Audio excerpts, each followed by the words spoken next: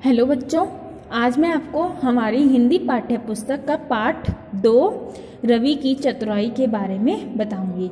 आज हम जो आप पाठ पढ़ेंगे वो क्या है? रवि की चतुराई। उसका नाम क्या है? रवि की चतुराई। स्टार्ट करते हैं, ठीक है।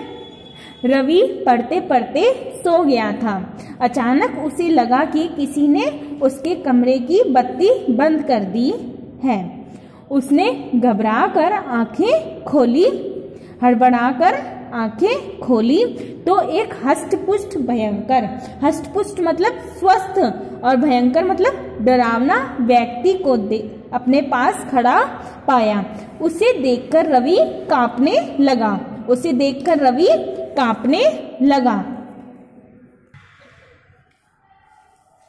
रवि कांपने लगा और उसने चिल्लाना चाहा, परंतु उस डरावने आदमी ने एक हाथ से उसका मुंह बंद कर दिया। रवि समझ गया कि यह चोर है। वह उससे बचने का उपाय सोचने लगा। तभी चोर रवि के कान में फुसफुसाया। फुसफुसाना मतलब धीरे से बोलना। धीरे से बोला, चुपचाप पड़े रहो, जैसा कहता हूँ वैसा ही करो, नहीं तो तुम्हारा काम तमाम कर दिया जाएगा। बताओ, घर में रुपए पैसे कहाँ पर छुपाए जाते हैं? कहाँ छुपा कर रखे जाते हैं? इतना कहकर चोर ने रवि के मुंह से हाथ हटा लिया। रवि कुछ देर चुप रहा। वह चोर से निपटने की योजना बना रहा था। उसने चुपके से पलंग के पास लगा एक स्विच दबा दिया ताकि पिताजी को सावधान किया जा सके।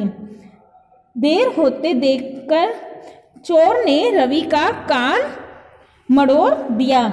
रवि दर्द से बिलबिला उठा। बिलबिलाना मतलब दर्द से रोना।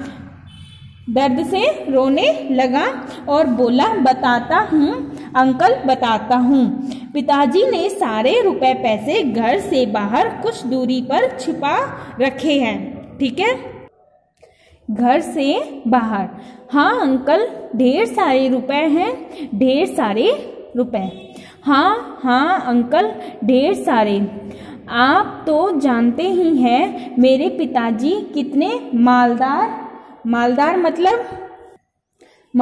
मतलब धनवान। मेरे पिताजी कितने धनवान आदमी हैं। वे अपने रुपए पैसे बैंक में जमा न करवाकर जमीन में ही गाड़ कर रखते हैं। रवि ने चोर को उलझाया, लेकिन तुम्हें कैसे पता कि रुपए पैसे जमीन में हैं? चोर ने रवि से क्या पूछा कि तुम्हें कैसे पता कि रुपए पैसे जमीन में हैं? तो रवि ने बोला कि एक दिन पिताजी मेरी माँ को बता रहे थे, तब मैंने चुपके से सुन लिया। अरे वाह, तुम तो बहुत चतुर लगते हो। चोर ने रवि से कहा, तुम तो बहुत चतुर लगते हो। तुम मुझे वह जगह दिखा दो जहां माल छुपा रखा है। अंकल, मैं आपको उस स्थान के बारे में बता तो दूंगा, पर क्या आप सब कुछ याद रख पाएंगे? किसने बोला? रवि ने चोर से पूछा। हाँ मुझे याद रहेगा। चोर ने बोला, हाँ मुझे याद रहेगा, तुम बताओ तो सही। रवि बोला, अंकल मुझे ऐसा नहीं लगता। आप सच बताइए कि आप चौथी कक्षा में कितनी बार फेल हुए हैं? आप चौथी कक्षा में कितनी बार फेल हुए हैं? बकवास बंद करो। बकवास मतलब बेकार की बात। बंद कर, चुपचाप सब कुछ बता, चोर चिल्लाया। नाराज मत होइए अंकल, सुनिए और याद कर रखने की कोशिश मतलब प्रयास कीजिए। वक्त बर्बाद मतलब नष्ट मत कर। चोर ने क्या बोला कि वक्त नष्ट मत कर। बता, कहाँ दबाए गए हैं रुपए? कहाँ दबाए गए हैं रुपए? सुनिए, पूरा ध्यान लगाकर सुनिए। कुछ कहीं ऐसा ना हो कि आप सारी रात भटकते रह जाएं। आप सबसे पहले हमारे घर से बाहर जाइए। यह भी कहने की बात है, ठीक ठीक बताओ, चोर ने कहा। रवि बोला, तो जल्दी जल्दी सुनिए। गेट के सामने वाली काली कोठी के बराबर में जो गली है, उसमें 50 कदम सीधा चलकर 40 कदम दाएं मुड़ जाइए। आप एक बाग के पास पहुंचे जाएंगे। वहां नीम के करीब 50 पेड़ हैं। 5वें पेड़ से जो 18वां पेड़ है, उसके दाईं ओर 50 कदम चलकर बाईं ओर मुड़ने के बाद 40 कदम चलिएगा। जिस स्थान पर आप उस समय खड़े होंगे, उसके ठीक सामने नीम का जो पेड़ होगा, उसी के तने के बराबर में रुपए पैसे दबे हैं।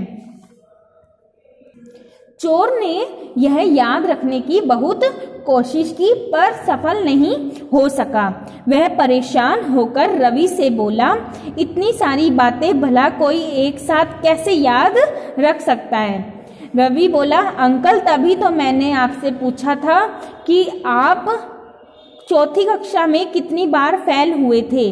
मैं हमेशा प्रथम आता हूँ, तभी तो मुझे सब कुछ याद है। आप पता लिख ही लीजिए तो बढ़िया रहेगा। चोर ने रवि से कागज पेन लिया और खजाने का पता लिखना शुरू कर दिया।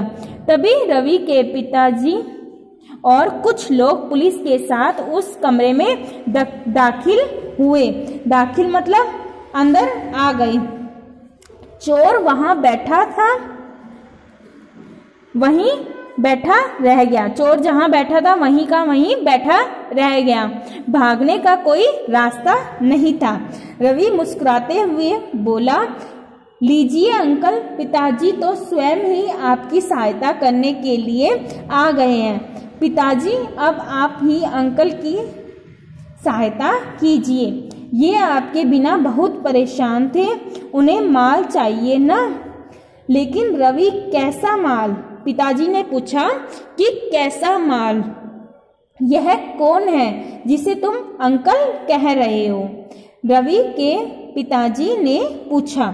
रवि हंसते हुए बोला, आप कुछ भी नहीं जानते। आपने मेरे अंकल को नहीं पहचाना। आपने ही तो मुझे दबे माल के बारे में बताया था।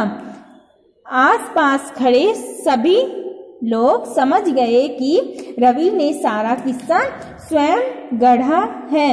यह सब चोर को पकड़वाने का उपाय था और कुछ नहीं। पुलिस ने चोर को पकड़ लिया और सभी लोगों ने रवि की चतुराई की खूब प्रशंसा की, क्योंकि रवि ने अपनी चतुराई से चोर को पकड़ लिया, चोर को अपनी बातों में उलझा लिया था, जिससे वह चोर उस पे शक न करे। तो यहाँ हमारा पाठ कंप्लीट होता है। अब आपको क्या करना है? अब आपको इस पाठ को रीड करना है और याद करना है। ठीक है।